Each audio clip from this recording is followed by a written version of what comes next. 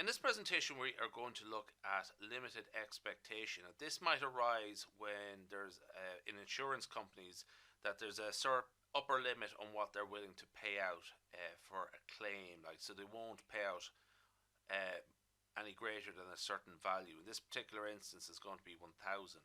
Okay, the claim severity for a line of property liability insurance is modeled as a mixture of two Pareto type 2 distributions. Okay, so there's a mixture and there's two of them.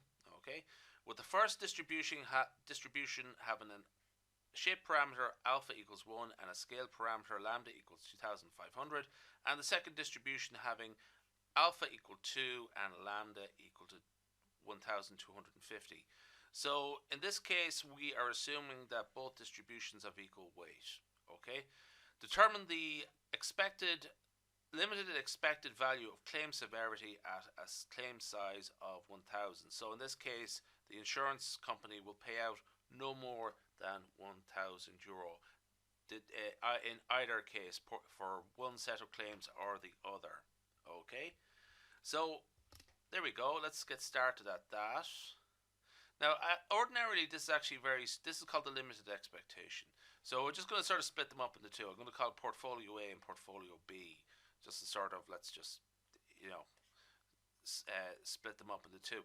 So in this case, alpha, in the first case, alpha is equal to 1. Okay. Now the reason for that is, there we go. The reason why that's important is because there's two formulations of this. In fact, I think there's three. There's multiple.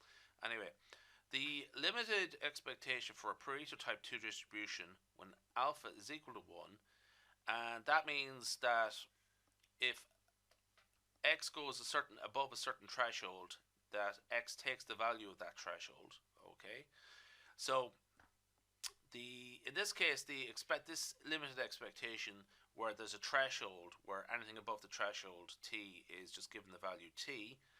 That is for the Pareto type 2 distribution, and alpha equals -1 minus theta times the log of theta divided by theta plus t, where t is the threshold. Okay, and in this case the threshold is 1,000. So minus 2,000 times the log of 2,000 divided by 2,000 plus t.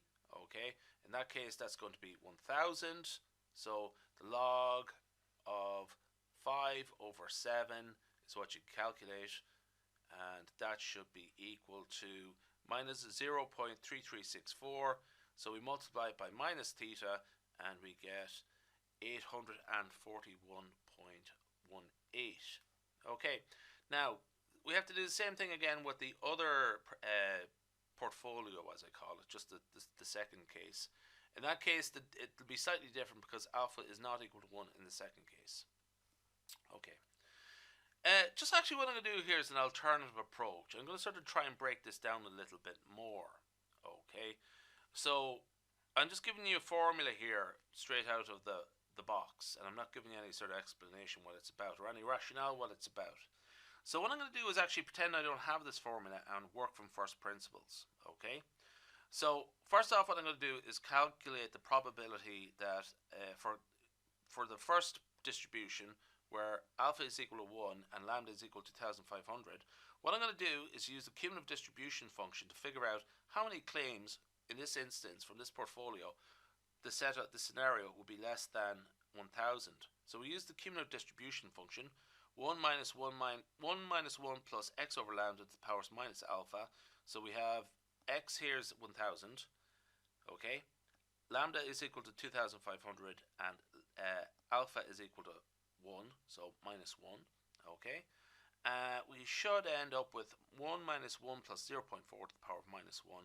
Bit of calculator work, that should work out to be 0.2857 actually, which should work out to be very close to 2 over 7 if you check it out. Okay, now what is the conditional expectation? Okay, I've gone a bit too far there. Okay, of the values being less than 1,000. So this is a sort of tricky one now. This is a conditional expectation, so it just takes a little bit of thought about what that is. In fact, it's probably best not to use it too much or sort of take it as a sort of result. The conditional expectation is usually sort of meant as a sort of intermediate result. Okay. In that case, you know, just sort of remember that you have to use a probability value to sort of get something that you can sort of use in practice. Okay. Anyway, what we're doing here though is we're integrating from 0 to infinity. Okay. This is the probability density function here. Okay. So what I'm doing here actually is from 0 to 1,000 x f of x dx. Okay. This here is essentially a restatement of the probability density function there. I'm not going to sort of spend too much time in it. It'll just let you sort of figure it out, or as we so. So essentially, basically what I'm sort of saying is that when you try to calculate this, you should rearrange your PDF, that when you integrated x times the PDF, when you try to integrate that, you should get a figure like this: 2,500 times the integral of 0 to infinity of x divided by 2,500 plus x to be squared dx. Okay. How do you solve that? You use u substitution. Okay. That u equal to 2,500 plus x, du dx is equal to dx. Okay. And the limits change from 0 to 1,000 to 2,500 to 3,500. So why is that? You just add a 0 and then 1,000 to this to get the new limits. Okay. So essentially the value of u is x plus 2,500. Okay. In both cases, it's very straightforward change of limits. Okay. So what happens there? That's the new expression of the integral, and that should be straightforward enough to calculate that. Okay, you should get 126.895. Now that is not the statement that the average of claims below 1,000 will have that value. That's a conditional expectation. Okay, so what we have to do there is actually divide that by the probability of being below 1,000. So of all of the claims less than 1,000 from this portfolio, that is the average there. It will be 444.1547. So essentially what I'm saying is, if you're going to do something like this, don't forget to divide by the probability of being less than that, because it's a conditional probability. Okay? That's it really. Okay.